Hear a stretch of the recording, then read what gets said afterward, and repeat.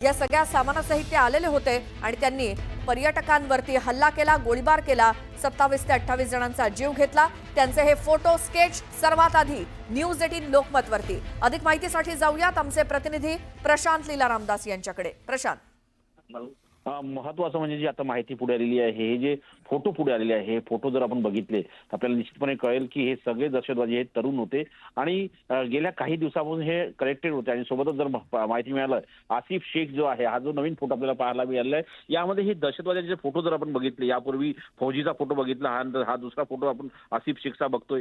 यापूर्वी जे 3 स्केच जम्मू काश्मीर पोलिसांनी जे जारी केले होते, आपण त्यामध्ये जर बघितलं तर त्यावेळेस पर्यटकांनी स्पष्ट केलं होतं, प्रत्येक स्पष्ट केलं की हे सगळे तरुण होते। त्याच आता निश्चितपणे आपल्या फोटो पाहिल्यानंतर लक्षात येतंय की याच दहशतवाद्यांनी जो पर्यटकांवरती हल्ला केला आणि त्यांच्यावरती गोळीबार देखील केला, अशा प्रकारची माहिती पुढे आलेली आहे।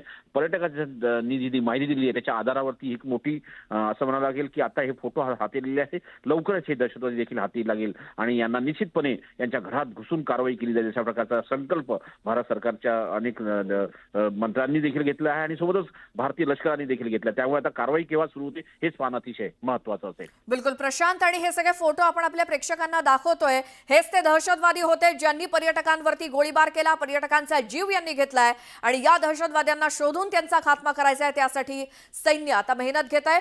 त्या दृष्टीनं उच्च स्तरावरती बैठका सुद्धा सुरू आहेत पंतप्रधान नरेंद्र मोदी यांच्या अध्यक्षतेखाली, आणि या दहशतवाद्यांना सोडणार नाही, किंबहुना ज्यांनी हा सगळा कट आखला, ही सगळी दहशत माजवली, त्यांना सोडणार नाही असं पंतप्रधानांनी सांगितलंय। त्यामुळे आता भारताकडनं काय ऍक्शन घेतली जाते याकडे देखील संपूर्ण भारतीयांचं लक्ष आहे।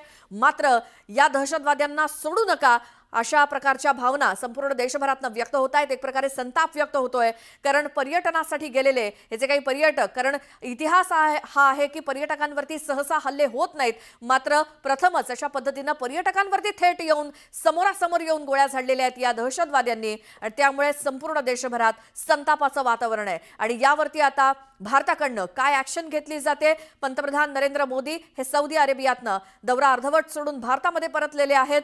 वरच्या लेवलला सगळ्या बैठका सुरू आहेत, त्यामुळे काय कारवाई होते, सर्जिकल स्ट्राईक कशा पद्धतीने आता पुन्हा एकदा होतो आणि या दहशतवाद्यांना सोडणार नाही हा शब्द जो पंतप्रधान आणि केंद्रीय गृहमंत्र्यांनी दिलेला आहे, त्याप्रमाणे आता भारताकडनं होणारी ऍक्शन याकडेच सर्वांचं लक्ष आहे। तुर्तास हे फोटो आणि स्केच दहशतवाद्यांचे सर्वात आधी न्यूज 18 लोकमतवरती।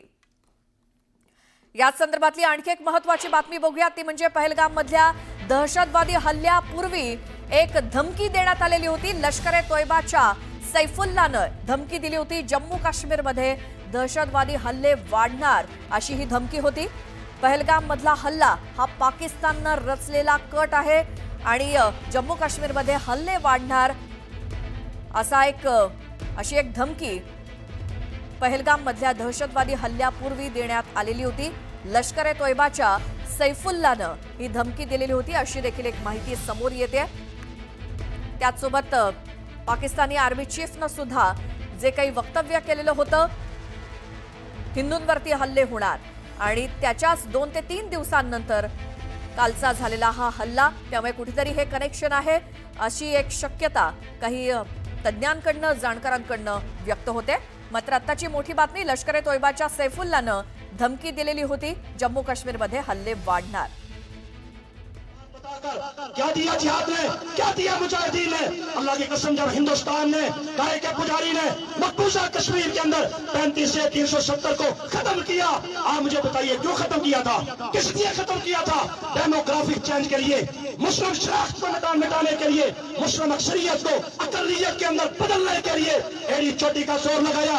आपने टंकों के जरिए, तोपों के जरिए, मिसाइलों के जरिए, हेलीकॉप्टरों के जरिए, ड्रोन के जरिए, अल्लाह की कसम 10 लाख फौज के जरिए बहुत जोर लगाया कि श्रीनगर में जो गाजी और शहीदों का इलाका है, पुलवामा, पुंछ, राजौरी के अंदर राम राम कहने वालों को बात करूंगा, डेमोग्राफिक चेंज रहूंगा। जरा इस बात पर गौर करें, उसने किया इसलिए था। और 52 लाख दो मिसाइल जारी किए, 52 लाख दो मिसाइल किनको जारी किए, ये बातें हमारे इल्म में नहीं है। इन पर हम गौर नहीं करते। 52 लाख डोमिसाइल हाथ के अंदर कानूनी पर्ची दी मोदी ने कि जाओ जाकर तुमने श्रीनगर में आबाद होना है, राम राम की आवाज को बंद करना है। मुजाहिदीन कश्मीर ने, आकब शहीद रहमतुल्लाह अलैह ने, अब्दुल वहाब शहीद ने, जिया मुस्तफा ने और साहबा और अंबिया के वारिसों ने इस चैलेंज को कबूल किया और कहा मोदी बंद अदालत के अंदर तूने ये किया, कागज तेरा था, जज तेरा था, मैदान मुजाहिद का है, जरा करके देख, इंशाअल्लाह गोलियों की बुछार से हम तुम्हारी गर्दनों को भी काटेंगे और शहादा की कुर्बानियों की लाज रखेंगे। 5वां साल है, जाओ तहकीक कर लो जाकर। मुझे क्या कश्मीर में अल्लाह ने क्या दिया, शहादा ने क्या दिया, जिहाद ने क्या दिया, हम गौर नहीं करते, जज्बात के अंदर आकर सिर्फ बातें करते हैं। 5वां साल है, अल्लाह की कसम ना एक कॉलोनी बना सके, ना आबाद कर सके, बल्कि मोदी को जाकर कहा कश्मीर में हमारी जानों को खतरा है, जब तक ये खतरा खत्म नहीं होता हम वहां आबाद होने के लिए तैयार नहीं। क्यों